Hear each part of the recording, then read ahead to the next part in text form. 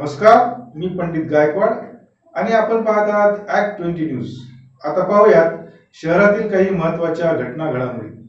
Doctor Babasaheb Ambedkar साहित्य परिषद आणि सिल्लोड शिक्षण संस्था यांच्या संयुक्त विद्यमाने दुसरे फुले शाहू आंबेडकर साहित्य संमेलन येथे 31 डिसेंबरला होत आहे. आज एका पत्रकार परिषदेत या संमेलनाचे स्वागताध्यक्ष डॉक्टर राहुल मस्के यांनी माहिती दिली. सिडको N11 जळगाव रोडवरील नूतन बहुउद्देशीय विद्यालयाच्या प्रांगणात हे संमेलन होत असून यात नवोदित साहित्यिक आणि कवींच्या कलाकृती सादर होणार असल्याचंही त्यांनी यावेळी सांगितलं.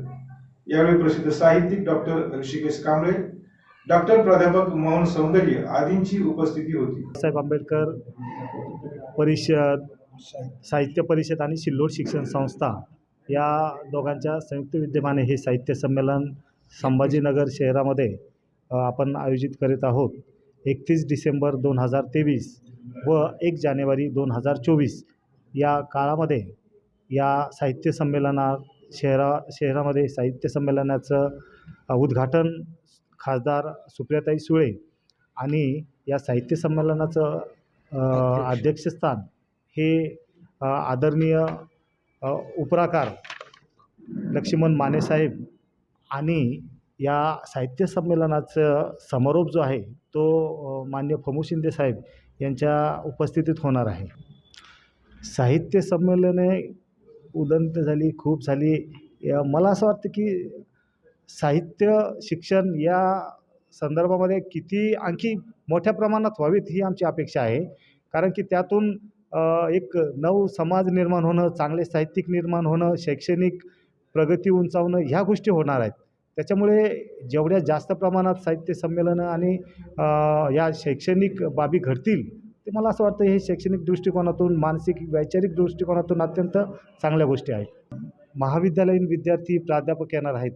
रात्री जाण्याची त्यांना अडचण येऊ नये यासाठी आम्हाला असं वाटलं की समारोप हा जर थोड्या लवकर जर आम्ही घेऊ इच्छित असेल, कारण त्यांच्या येण्या जाण्याचा जो प्रॉब्लेम आहे, कारण नंतर बसेस नसतात, काही ग्रामस्थ जर आले तर त्यांच्या बसेसचा प्रॉब्लेम येऊ शकतो. ह्या गोष्टी लक्षात घेऊन आम्ही त्या वेळेला हे दिलेलं आहे. सर, साहित्य संमेलनाला आजकाल श्रोत्यांची उणीव भासते, चणचण भासते, श्रोते नसतात ऐकण्यासाठी. या बाबीकडे आपण कसं बघणार, यावर काय उपाययोजना करणार? खरं तर साहित्य संमेलनं जे तुम्ही म्हणताय तशा पद्धतीचे कशा पद्धतीने ते ऑर्गनाईज होतात हे फार महत्त्वाचं आहे.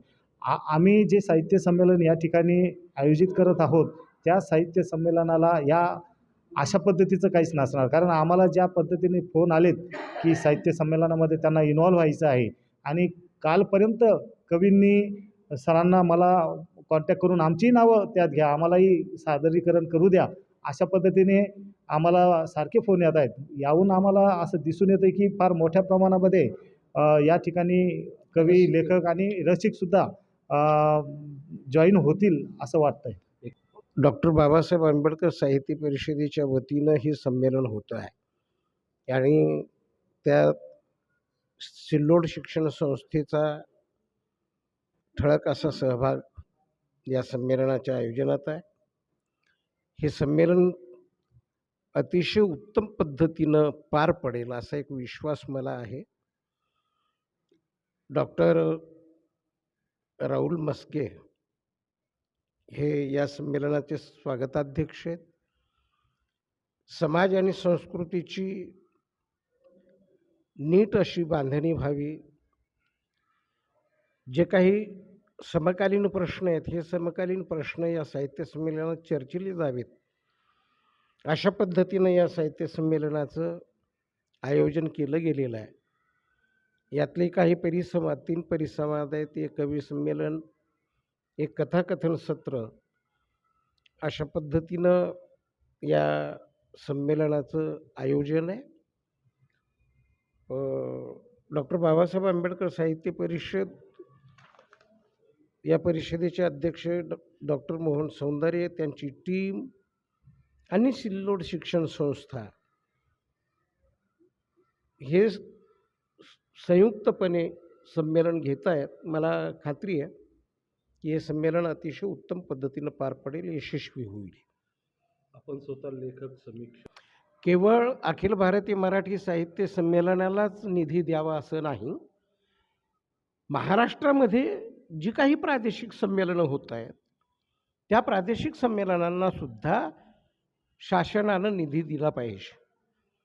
अशी जी काही जसं हे संमेलन होतं आहे अशा संमेलनांना सुद्धा सरकारनं निधी दिला पाहिजे, सहाय्य केलं पाहिजे.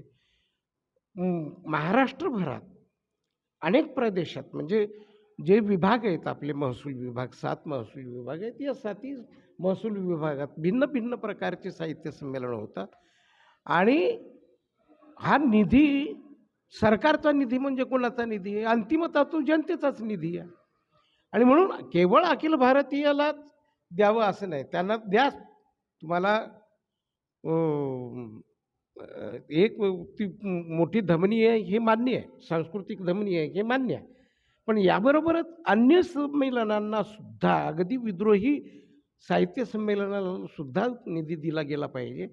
अशी जी संमेलन आहेत फुले शाहू आंबेडकरी साहित्य संमेलन जसं आहे किंवा पश्चिम महाराष्ट्रात काही संमेलनं होतात जसं औदुंबर साहित्य संमेलन आहे, काय विदर्भ साहित्य संघाची संमेलन आहेत, घटक संस्थांची साहित्य संमेलन आहेत. अशा संमेलनांना सुद्धा हा निधी दिला पाहिजे. ज्या घटक अखिल भारतीय मराठी साहित्य महामंडळाच्या घटक संस्थांच्या शिवाय जी साहित्य संमेलन होतात त्यांना सुद्धा सरकारनं निधी दिला पाहिजे. धन्यवाद सर.